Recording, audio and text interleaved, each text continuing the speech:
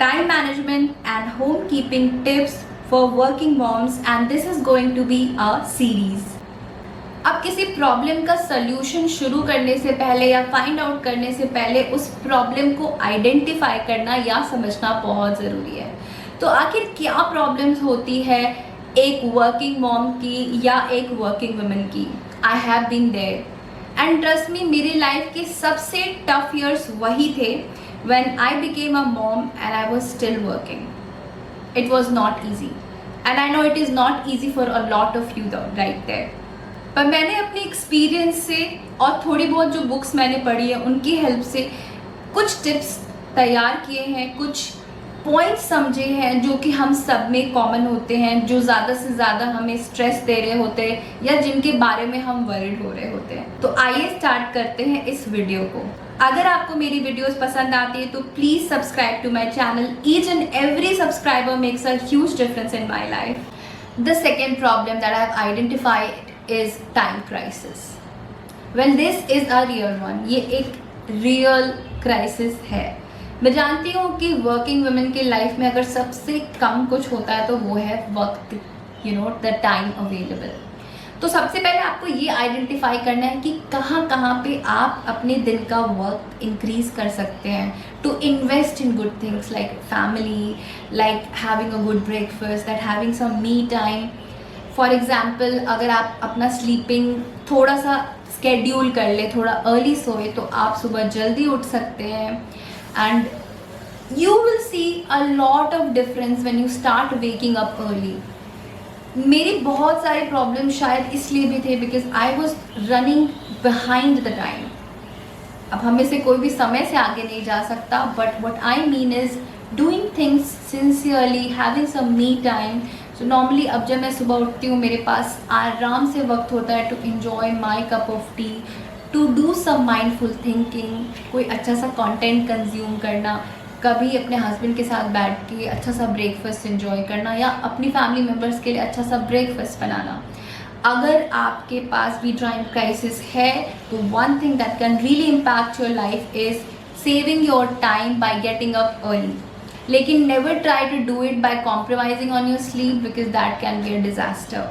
अगर आप सुबह उठना चाहते हैं तो आपको जल्दी सोना पड़ेगा और जल्दी सोने के लिए you have to wind up early. To talk about this point, winding up your evenings earlier, check back my last video where I have talked about it.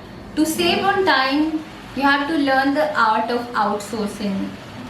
Outsource करो अपने सारे ऐसे कामों को जो आप एक्चुअली आउटसोर्स कर सकते हैं। You have your own money, you are the financial decision maker of the home. आप आराम से एक हेल्प रखो, दो हेल्प रखो। आप जितनी चीज़ों को ऑटोमेटेड कर सकते हो, जितनी चीज़ों को आउटसोर्स कर सकते हो वो करो। शॉपिंग, ग्रॉसरी के लिए भी ऑनलाइन डिपेंडेंसी ज़्यादा रखो because that way your time will be saved. इसके अलावा meal prep and meal planning comes very handy. थोड़ा सा टाइम वीक में ज़रूर निकाले, जॉट डाउन। मैं अपने फ्रिज पे एक मैग्नेटिक स्टिकर रखती हूँ, वहाँ मैं सारी चीज़ें लिख देती हूँ according to the vegetables available. इसके अलावा अगर आप चाहते हैं कि आप और आपका बच्चा और आपके हस्बैंड हेल्दी खाएं तो बहुत ज़रूरी है कि आप ध्यान दें कि आपके हर एक मील आइटम में कोई प्रोटीन डाइट है नहीं या नहीं है, विटामिन्स है या नहीं है।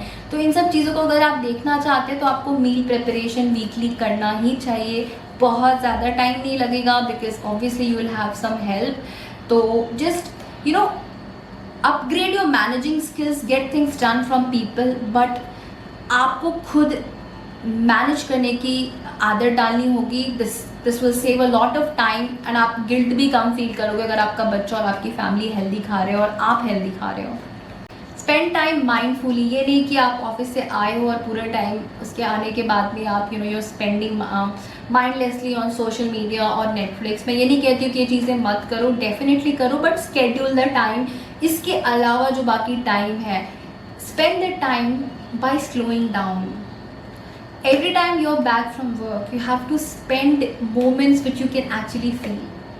हम में से ज़्यादातर लोग burnt out क्यों फील करते हैं? The women who are working, we feel burnt out because जो बाकी का रिमेनिंग टाइम होता है once we are back from office, वो ऐसे हाथ से स्लिप करता है कि हम उसे फील नहीं कर पाते that we have lived an evening. Try to live out every day, try to feel every single thing. और वो आप कैसे कर सकते हैं?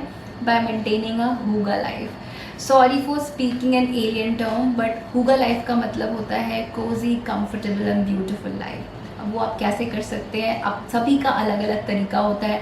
मेरे लिए इसका मतलब है may be going out on a walk with my husband and my daughter. इसका मतलब हो सकता है may be you know all of us laying down on the bed and reading a book, maybe listening to my favorite music, no screen time, some mood lights and some nice music, some heartful food on my plate. It can be candles, some nice fragrance, or it can be getting ready and going out with my family. It can be anything that makes you really feel happy. The small moments, maybe hugging your family. तो ये सारी चीज़ों को feel करें। और ये जो बाहर के एक्सटर्नल डिस्टर्बेंसेस है जैसे कि सोशल मीडिया, जैसे कि Netflix, minimise them. You can keep it for once in a while, but don't waste your time watching a series. Just अगर आप इस चीज़ को कंट्रोल कर ले तो you will save a lot of time, not only on weekends but on every day basis. जैसे कि आप एक मीटिंग का टाइम स्केड्यूल करते हो आउटलुक पे, या जो भी ऐप आप यूज़ करते हो, उसी तरीके से अपने लाइफ पार्टनर के साथ, अपने बच्चे के साथ ये टाइम ज़रूर स्केड्यूल करो, where all 3 or 4 of you will be together and you will just talk about anything, your work and your books and next vacation plan.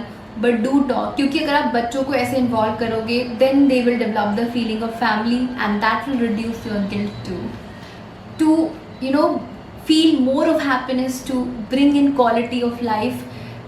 Try to go on, अगर आप बहुत लंबे वेकेशंस पे नहीं जा पा रहे तो आप स्टेकेशंस पे जा सकते हो वीकेंड्स को, maybe stay at a hotel और a resort and work from there और just relax for that day.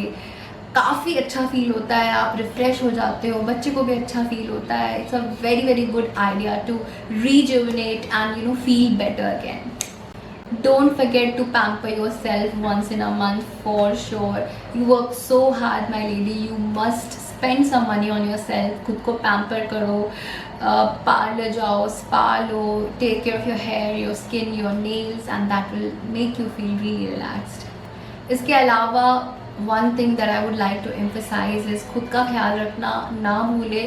इस सारी चीज़ों में सबसे इम्पॉर्टेंट ये है कि आप खुद को जितना ज़्यादा सही तरीके से रखेंगे, अच्छे से ट्रीट करेंगे, which ideally means working out, meditating, eating healthy।